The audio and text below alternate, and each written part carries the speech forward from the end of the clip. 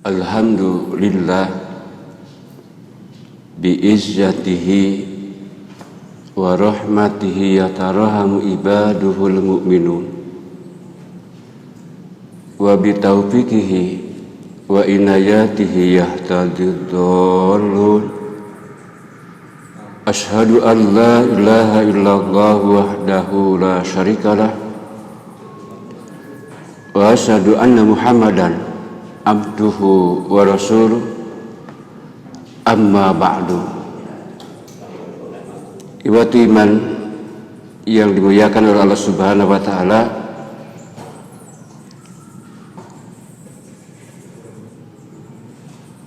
jika kita memperhatikan yang berkalian dengan keberadaan manusia, ternyata manusia itu suatu makhluk yang diistimewakan oleh Allah Subhanahu wa taala. Karena memang keberadaannya sesuai dengan tujuan mengapa manusia diwujudkan. Teristimewanya manusia di dalam Al-Quran mendapat beberapa sebutan. Yang dimaksud Al-Quran yang sudah dikodifikasi, yang sudah dijilid. Karena di masa Rasulullah Sallallahu Alaihi Wasallam, Al-Quran itu masih berbentuk suhuf. Yang dimaksud dengan suhuf, lembaran-lembaran tulisan. Ada ayat-ayat Al-Quran yang ditulis pada pelepah korma, pada kulit pepohonan, pada kulit hewan. Malah ada ayat-ayat Al-Quran yang ditulis pada tulang. Hal itu tidak seperti sekarang. Ada harokat fathah, kasroh dan domah. Tik-tik pun belum ada. Oleh karena itu, untuk kita yang senantiasa tadarus Al-Quran, harus memperhatikan tentang makharijul huruf, karena bila salah mengucapkan akan salah mengartikan dan kesananya akan salah memahamkan.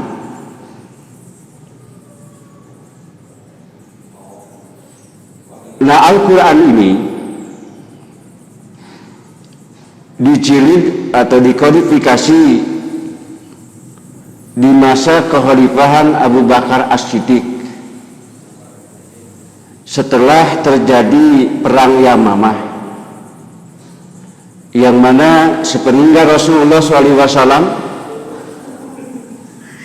kepemimpinan dilanjutkan oleh Khalifah Abu Bakar As-Siddiq radhiyallahu an, muncul nabi palsu di daerah Yamamah Syam yang bernama Musailamah, yang digerari Al-Kadzab. Banyak pengikutnya. Maka Khalifah Abu Bakar As-Siddiq sebagai khalifah yang bertanggung jawab untuk kelangsungan Islam dan umat Islam, beliau mengerahkan potensi yang dimiliki oleh umat Islam untuk menumpas nabi palsu dengan segenap pengikutnya. Maka terjadilah perang sengit antara pengikut nabi palsu dan kaum muslimin yang dipimpin oleh Khalifah Abu Bakar As-Siddiq. Dan yang gugur dari pasukan umat Islam Ada yang mengatakan 400 sampai 700 orang. Yang kebanyakan dari mereka adalah penghafal Al-Quran. Nah, oleh peristiwa itu, Umar ibn Khattab radhiyallahu anhu, beliau berinisiatif mengajukan ide kepada Khalifah Abu Bakar As-Siddiq agar Al-Quran segera dicilid. Kalau dibiarkan berlanjut seperti itu, lambat laun penghafal Al-Quran akan ikut wafat dalam tiap-tiap pertempuran, sekaligus Al-Quran yang dihafal oleh mereka akan ikut hilang. Awalnya Abu Bakar menolak. Kata Abu Bakar, saya tidak akan melakukan apa yang tidak pernah dilakukan oleh Rasulullah Sallallahu Alaihi Wasallam. Akhirnya Umar pun menjelaskan tentang tujuan menjilid Al-Quran ini dan kemanfaatan dan kebaikan untuk generasi yang akan datang. Dan Abu Bakar pun akhirnya sepakat ittifaq dengan Umar bin Khattab, dan keduanya bersepakat untuk mencari siapa yang selayaknya menyusun Al-Quran. Akhirnya jatuh ke sahabat yang biasa disebut sebagai Khatib Rasulullah atau sekretaris Rasulullah SAW, yaitu Zaid, sahabat Zaid lah yang ditunjuk oleh Abu Bakar As-Siddiq. Iman yang dimuliakan Allah Subhanahu wa taala, Zaid dipanggil oleh Abu Bakar. Setelah menghadap, Abu Bakar menjelaskan, dan Abu Bakar mengatakan, ini Umar datang mengajukan ide yang mana saya pertama kali menolak akan ide yang Umar ajukan itu. Tapi Umar terus menjelaskan, dan akhirnya saya dengan Umar sepakat. Nah, setelah sepakat ini, kita berdua sepakat juga untuk menunjuk engkau supaya menyusun Al-Quran. Sahabat Zaid pun mula-mula menolak. Kata sahabat bin Zaid, jika engkau berdua memerintahkan saya untuk mengalihkan sebuah gunung, saya akan lakukan, walaupun kemampuan saya hanya bisa membawa sedikit demi sedikit. Tapi Abu Bakar dan Umar terus menerangkan tentang manfaat penjilidan Al-Quran ini, dan akhirnya terwujudlah Al-Quran dijilid, dikodifikasi satu jilid yang diberi nama Al-Mushaful Imam. Nah, Al-Quran terus berlanjut. Abu Bakar wafat, kepemimpinan Khalifah diteruskan oleh Umar ibn Khattab. Al-Quran masih belum berubah, dan Umar ibn Khattab wafat, kekhalifahan dilanjutkan oleh Utsman bin Affan. Di sanalah terjadi perselisihan karena banyak yang masuk bukan dari orang Arab, dari non Arab pun banyak yang masuk Islam. Akhirnya terjadi kesalahpahaman antara khalifah dengan amir di daerah, dan kekhalifahan terus berlanjut masuk masa kekhalifahan Ali bin Abi Thalib.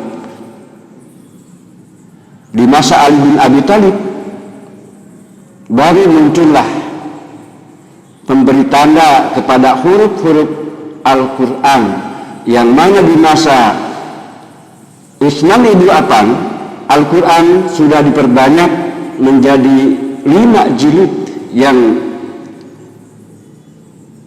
dinukil dari kitab Al-Mushaful Imam. Nah, di zaman Ali bin Abi Thalib muncullah penandaan huruf-huruf Al-Quran atau huruf hijaiyah ada titik di atas satu, titik di bawah satu, titik di bawah dua, titik di atas dua, dan ada titik 3 di atas. Itu untuk membedakan satu huruf dengan huruf yang lain. Buat iman yang dimuliakan Allah Subhanahu wa Ta'ala, nah dalam Al-Quran yang kita baca, yang kita teliti, ternyata manusia itu mendapatkan beberapa panggilan. Di antaranya manusia diungkapkan dengan ungkapan al-insu. Seperti dalam surah Ad-Dariyat, Allah Subhanahu wa Ta'ala berfirman, "A'udzubillahi minasyaitonir rajim, wa ma khalaqtul jinna wal insa illa liya'buduni." Tidaklah aku menciptakan jin dan manusia melainkan supaya mereka itu beribadah kepadaku. Pada ayat ini manusia diungkapkan dengan ungkapan al-insu. Pada ayat yang lain manusia diungkapkan bukan dengan ungkapan al-insu, tapi diungkapkan dengan ungkapan basharun. Qul innama ana basharun mislukum yuha ilayya. Nah, pada ayat ini Rasulullah diperintah oleh Allah Subhanahu wa Ta'ala untuk menginformasikan bahwa beliau itu bukan siapa-siapa, beliau adalah seorang basharun, seorang manusia. Hanya saja yang membedakan antara Nabi SAW dengan kita adalah beliau diberi wahyu. Pada ayat yang lain Rasulullah SAW mengungkapkan dalam Al-Quran bahwa banyak sekali dalam Al-Quran ungkapan-ungkapan yang berarti manusia itu dengan ungkapan al-insan. Seperti yang kita sering baca pada surah yang pendek, Allah Subhanahu wa Ta'ala berfirman, wal asri innal insana lafi khusrin. Demi waktu atau perhatikan waktu, sesungguhnya manusia berada dalam kerugian. Nah, pada ayat ini manusia diungkapkan dengan ungkapan al-insan. Sedangkan pada ayat yang lain manusia diungkapkan dengan ungkapan al-mar'u, seperti dalam surah Abasa. Sudah 4 ungkapan yang disebut, yang apabila diartikan ke dalam bahasa kita artinya adalah manusia, yaitu yang pertama al-insu, yang kedua basarun atau al-basar, yang ketiga al-insanu, yang keempat al-mar'u, dan terus yang kelima adalah an-nasu. Ternyata dari kelima ungkapan itu yang paling banyak diungkap dalam Al-Quran adalah an-nasu. Tidak kurang dari 270-an lebih an-nasu diungkap di dalam Al-Quran. Iwatunan yang dimuliakan Allah Subhanahu wa Ta'ala. Nah, kalau kita perhatikan surah Al-Baqarah ayat ke-21, di situ Allah Subhanahu wa Ta'ala memanggil manusia dengan ungkapan an-nasu. Ya ayyuhan nasu u'budu rabbakum. Yang dipanggil adalah an-nasu. Muncullah pertanyaan, kenapa tidak al-insan? Kenapa tidak al-insu? Kenapa tidak al-basaru atau al-mar'u? Tapi di sini diungkapkan dengan ungkapan an-nasu. Para hadirin, di waktu imam yang dimuliakan Allah Subhanahu wa Ta'ala,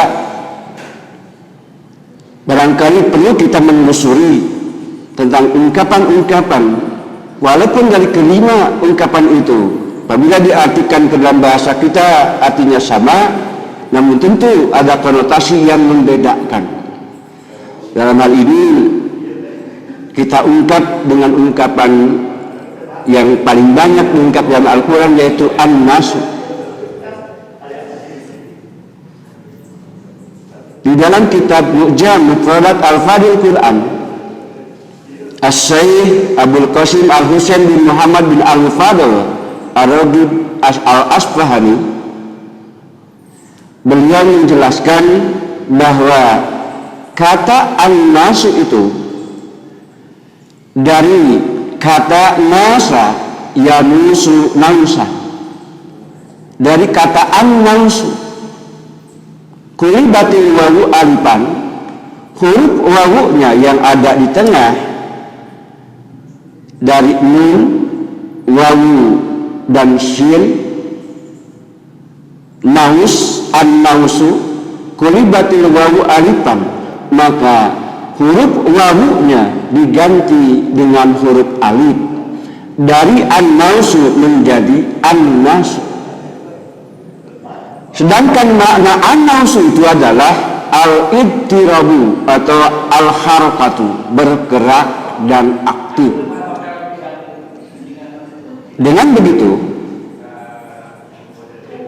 bahwa kalau manusia dipanggil oleh Allah Subhanahu wa Ta'ala dengan ungkapan an-nasu, menunjukkan bahwa manusia adalah makhluk yang senantiasa bergerak dan aktif. Dan tentu saja yang bergerak dan aktif itu bukan hanya manusia, hewan pun secara mutlak bergerak dan aktif. Namun tentu bergerak dan aktifnya hewan berbeda dengan bergerak dan aktifnya manusia. Karena memang ungkapan yang ditujukan untuk hewan berbeda dengan ungkapan yang ditujukan untuk manusia. Sebagai contoh, jika hewan meninggal disebutnya mayitatun, tapi jika manusia meninggal diungkapkannya dengan ungkapan mayyitun. Hewan meninggal disebutnya bangkai, manusia meninggal disebutnya mayyit atau jenazah. Di sini pun menunjukkan bahwa istilah yang diungkapkan untuk hewan berbeda dengan istilah yang diungkapkan untuk manusia. Begitupun ungkapan-ungkapan yang lain. Seperti jika keluar suara dari hewan akan berbeda sebutannya dengan keluar suara dari manusia. Jika keluar suara dari hewan disebutnya berbunyi, tapi ketika keluar suara dari manusia tidak disebut berbunyi, tapi disebutnya berbicara, ngomong. Padahal sama-sama keluar suara, tapi sebutan berbeda. Di sini pun menunjukkan ada perbedaan. Dan keistimewaan yang dimiliki oleh manusia berbeda jauh yang dimiliki oleh hewan. Hewan hanya menempati tempat, hanya menempati ruang, tapi hewan tidak mengenal ruang. Hewan tidak mengenal waktu. Hewan tidak mengikuti perjalanan waktu. Tapi manusia, di samping menempati ruang, manusia mengenal ruang, manusia mengenal waktu, dan manusia mengikuti perjalanan waktu. Sehingga manusia dikenalkan kepada ruang dan waktu, dan hal ini ada kaitannya dengan taklid yang nanti Allah Subhanahu wa Ta'ala kenakan kepada manusia. Sehingga dikenalah tuntutan atau taklid dari Allah Subhanahu wa Ta'ala itu ada yang berkalian dengan makani zamani. Karena manusia mengenal waktu dan ruang. Teman yang dimuliakan Allah Subhanahu wa Ta'ala, nah manusia di sini beda tujuan diwujudkannya dengan hewan.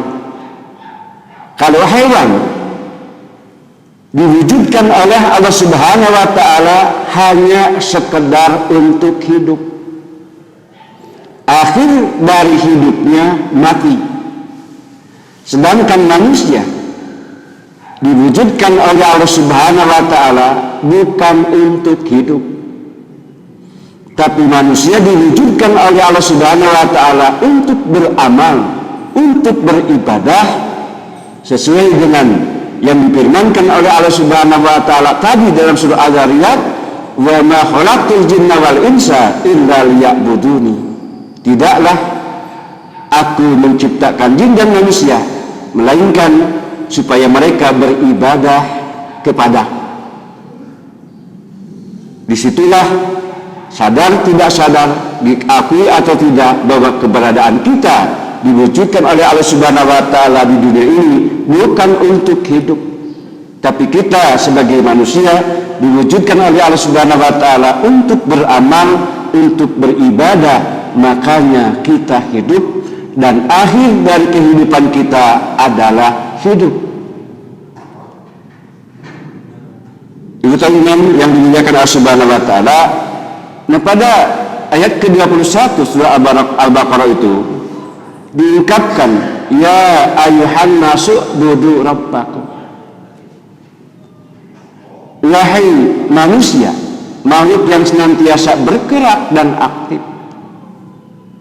Disinilah kalau manusia bergerak dan aktifnya tidak sejalan dengan arahan dari Allah Subhanahu wa Ta'ala dalam ungkapan u'budu rabbakum, dalam artian gerak dan aktivitas manusia harus selaras, harus senantiasa ada dalam koridor al-ibadah, harus senantiasa ada dalam landasan rel al-ibadah itu.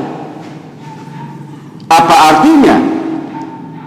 Kereta api berjalan begitu cepat tapi tidak berlandaskan kepada rel. Tentu kita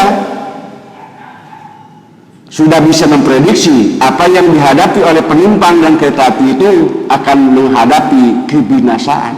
Begitupun gerak dan aktivitas kita sebagai manusia, jika gerak dan aktivitasnya tidak dilandasi dengan landasan ibadah, inilah yang akan terjadi sebagaimana dinyatakan di dalam Al-Quran oleh Allah Subhanahu wa Ta'ala, zaharal fasadu bil barri wal bahri bima kasabat aydin nas. Telah nampak kerusakan di daratan maupun di lautan, itu semua tidak lepas dari tangan-tangan an-nas, bukan al-insan, bukan al-insu, bukan al-mar'u, bukan al-basaru, tapi diungkapkan dengan ungkapan an-nas, makhluk yang senantiasa bergerak dan juga aktif, tapi gerak dan aktifnya tidak dilandasi dengan landasan ibadah. Maka itulah yang akan terjadi kerusakan di daratan dan di lautan, disebabkan oleh tangan makhluk-makhluk yang bergerak dan aktif, tapi gerak dan aktifnya tidak dilandasi dengan landasan ibadah. Waktu iman yang dimuliakan Allah Subhanahu wa Ta'ala. Nah, kalau kita perhatikan pada ayat itu diungkapkan dengan wa'budu rabbakum. Kenapa tidak langsung saja menyebut Allah ubudullah, tapi pada ayat ini ditekankan ubudu rabbakum, dalam artian kita beribadah, kita mengabdi itu kepada zat yang mengurus kita manusia, bukan kepada yang diurus oleh manusia. Dengan ungkapan rabbakum, tidak dengan ungkapan ubudullah, menunjukkan supaya kita manusia merasakan bahwa kita itu ada yang mengurus. Sebagai contoh yang gampang-gampang saja, jika kita memotong kuku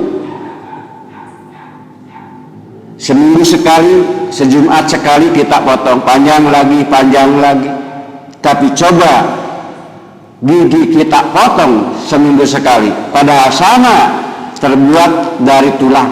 Tapi kenapa kalau kuku dipotong terus panjang lagi, kalau gigi dipotong tidak memanjang. Di sini menunjukkan bahwa kita tidak ikut campur dalam mengurus diri kita sendiri. Lebih jauhnya lagi, bahwa dalam Al-Quran disebutkan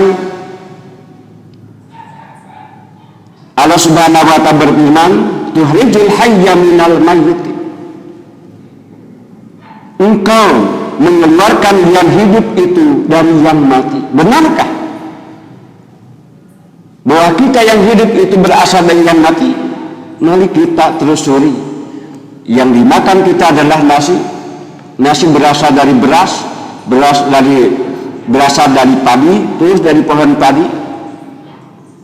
Yang kalau kita telusuri ternyata yang kita makan itu dari benda yang mati, yaitu beras, menunjukkan mati itu tidak ada perkembangan, tidak ada pertumbuhan.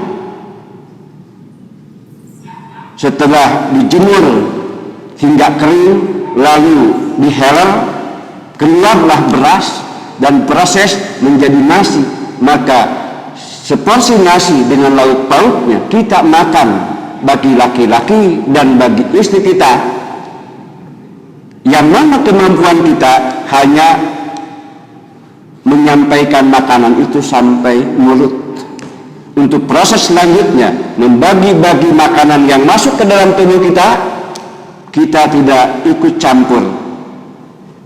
Yang membagi nutrisi dari makanan itu untuk rambut, untuk penglihatan, dan untuk yang lainnya, kita tidak ikut campur. Muncul pertanyaan, siapa yang membagi-bagi nutrisi itu? Waktu iman yang dimuliakan Allah Subhanahu wa ta'ala, nah ada yang dipisahkan dari menu makanan itu.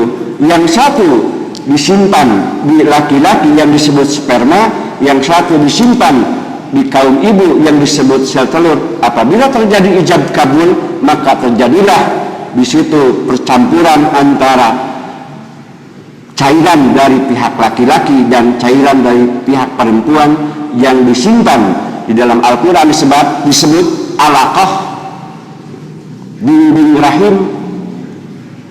Dalam Ibnu Al-Quran disebut zigot, dimakan qararin, disimpan pada tempat yang kokoh, menunjukkan bahwa kita itu ada yang mengurus. Nah, siapa yang mengurus kita? Rabbakum.